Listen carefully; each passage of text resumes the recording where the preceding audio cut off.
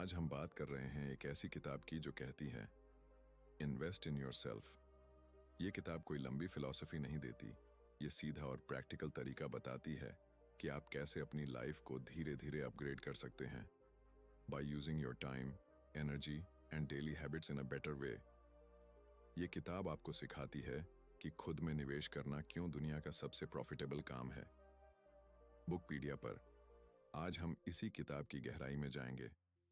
आपको बताएंगे कि कैसे आप अपने दिमाग, शरीर और माइंडसेट में द लॉ ऑफ अट्रैक्शन एक जादुई पावर है, या कहा जाता है तत्त्वमसि, यानी अपने आप को इस यूनिवर्स के साथ एक कर दो, फिर इस यूनिवर्स से जो चाहे वो मांगो, आपको सब मिलेगा। ताओजिम की नींव रखने वाले लाओ त्zu कहते हैं, अपनी सोच पर नजर रखो, ये तुम्हारे शब्दों में बदल जाती है। अपने शब्दों पर नजर रखो, ये तुम्हारे एक्शंस में बदल जाते हैं। अपने एक्शंस पर नजर रखो, ये तुम्हारी आदतों में बदल जाते हैं। अपनी आदतों पर नजर रखो, ये तुम्हारा कैरेक्टर बन जाती हैं। अपने कैरेक्टर पर नजर रखो, ये तुम्हारी किस्मत बन जाती है। लॉ ऑफ अट्रैक्शन की फाउंडेशन रखी गई थी एंशिएंट इजिप्ट और ग्रीस में, जहां हर्मेटिसिज्म की फिलॉसफी बहुत पॉपुलर हो रही थी। एक किताब थी द किबेलियन, जिसमें गॉड हर्मेस ट्रिसमेजिस्टस ने 7 यूनिवर्सल प्रिंसिपल्स शेयर करे थे, जिसमें से एक प्रिंसिपल था द प्रिंसिपल ऑफ मेंटलिज्म, जो कहता था द ऑल इज माइंड, यानी ये जो पूरा यूनिवर्स है वो एक मेंटल क्रिएशन है। इसी प्रिंसिपल से एक फाउंडेशनल आइडिया निकल के आया कि हमारा माइंड हमारी लाइफ की रियलिटी को इन्फ्लुएंस कर सकता है, और लॉ ऑफ अट्रैक्शन की पहली वेव यहीं से शुरू हुई। 19th सेंचुरी में तो यहाँ से एक न्यू थॉट मूवमेंट की शुरुआत हुई,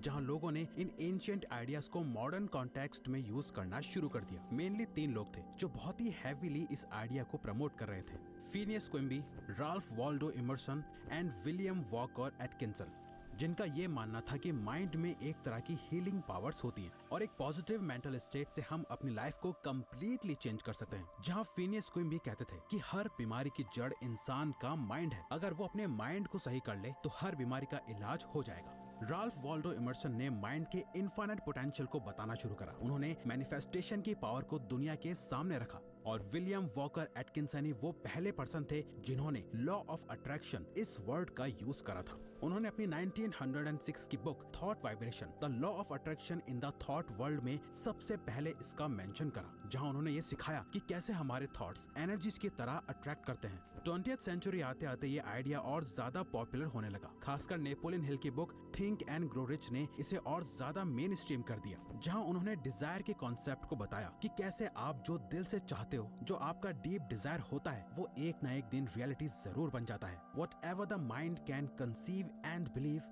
it can achieve. नेपोलियन हिल।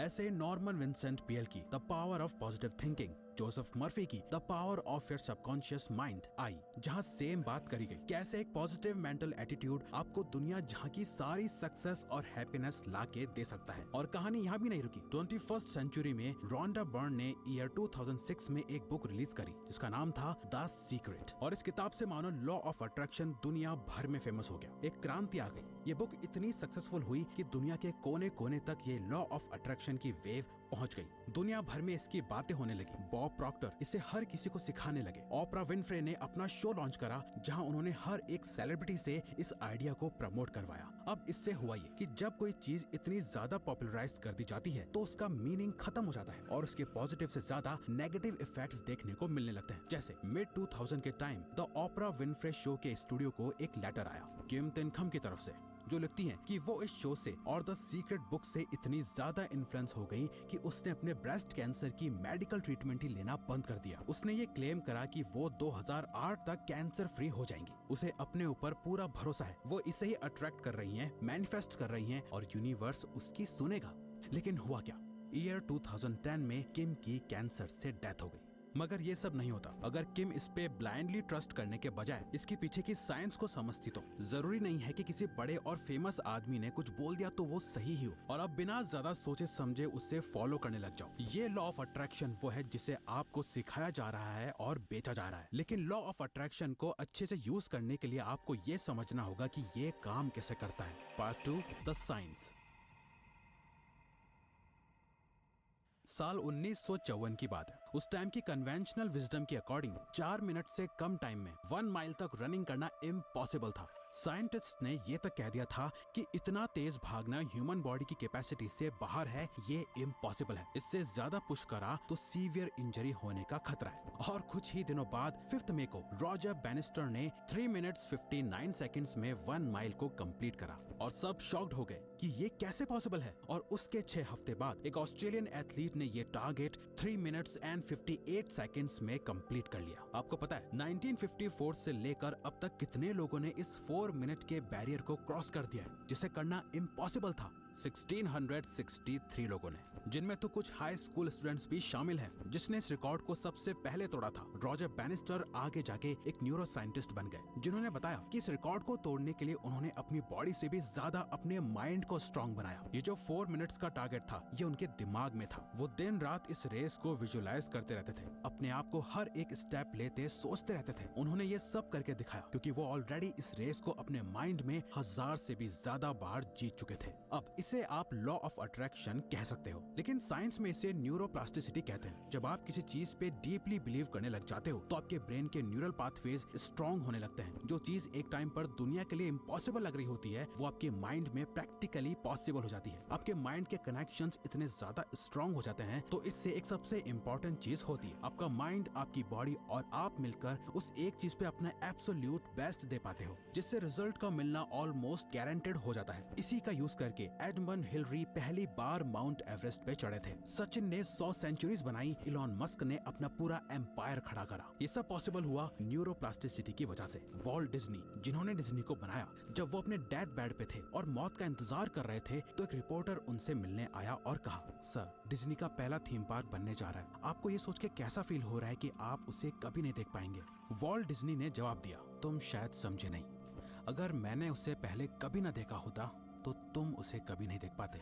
साल 1996 में यूनिवर्सिटी ऑफ शिकागो में इससे रिलेटेड एक स्टडी भी करी गई, जहां डॉक्टर जुड बियासियोटो ने पार्टिसिपेंट्स को 3 ग्रुप्स में डिवाइड करके बांट दिया, जहां उन्हें बास्केटबॉल के फ्री थ्रोज करने थे। जहां पहले ग्रुप को 1 घंटे का प्रैक्टिस टाइम दिया गया, जहां वो रियल में बॉल से फ्री थ्रो करने की प्रैक्टिस कर सकते थे। वहीं दूसरे ग्रुप को सिर्फ विजुअलाइज करने को कहा गया, जस्ट इमेजिन करना कि वो बॉल को सही जगह फेंक रहे हैं। तीसरे ग्रुप को कुछ नहीं करना था। और जब ये एक्सपेरिमेंट कंप्लीट हुआ तो पहले ग्रुप ने, जिसने रियल टाइम में फ्री थ्रोज की प्रैक्टिस करी थी, उन्होंने 24% इम्प्रूवमेंट दिखाई। थर्ड ग्रुप ने 0% इम्प्रूवमेंट दिखाई। वहीं सेकंड ग्रुप ने, जिसने सिर्फ अपने माइंड में फ्री थ्रोज की प्रैक्टिस करी थी, उन्होंने 23% तक इम्प्रूवमेंट शो करी। इस तरह की और भी कई रिसर्चेस करी जा चुकी हैं, जहां ये प्रूव हुआ है कि हमारे ब्रेन को इमेजिनेशन और रियलिटी में डिफरेंस नहीं पता होता। जहां एक और रिसर्च में पार्टिसिपेंट्स को अपनी इमेजिनेशन में 5 फिंगर पियानो एक्सरसाइज करने का टास्क दिया गया था। साइंटिस्ट ने देखा कि सिर्फ इमेजिन करने से उनके ब्रेन में सिमिलर एक्टिविटी शो हो रही है, जो रियल टाइम में प्रैक्टिस करने पे शो होती है। लॉ ऑफ अट्रैक्शन इसी प्रिंसिपल पे काम करता है। जब आप अपने माइंड में एक पर्टिकुलर टास्क को विजुअलाइज करते हो, उसके बारे में सोचते हो, इमेजिन करते हो, तो इससे आपकी परफॉर्मेंस इंक्रीज होती है। और जब परफॉर्मेंस इंक्रीज होती है, उससे रिजल्ट्स अच्छे आते हैं। यही रीजन है अल्बर्ट आइंस्टाइन ने भी कहा था कि imagination is greater than knowledge. So अब आप समझ गए कि लॉ ऑफ अट्रैक्शन और कुछ नहीं बल्कि आपके ब्रेन की न्यूरो।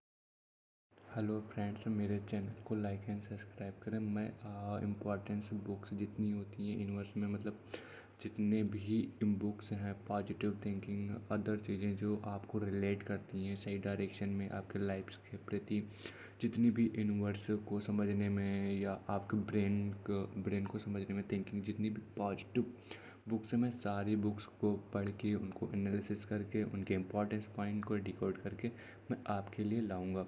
जितने भी इम्पोर्टेंस फैक्टर हैं जो आपके लाइफ में काम आ सकते हैं, आपके लाइफ में वैल्यू ऐड कर सकते हैं, जिससे आपको कुछ सीखने को मिल सकता है, उन सारी बुकों को मैं ले आऊँगा स्टडी करके, उनके इम्पोर्टेंस पॉइंट को सेलेक्ट करके, ताकि आपको कुछ सीखने को मिले। तो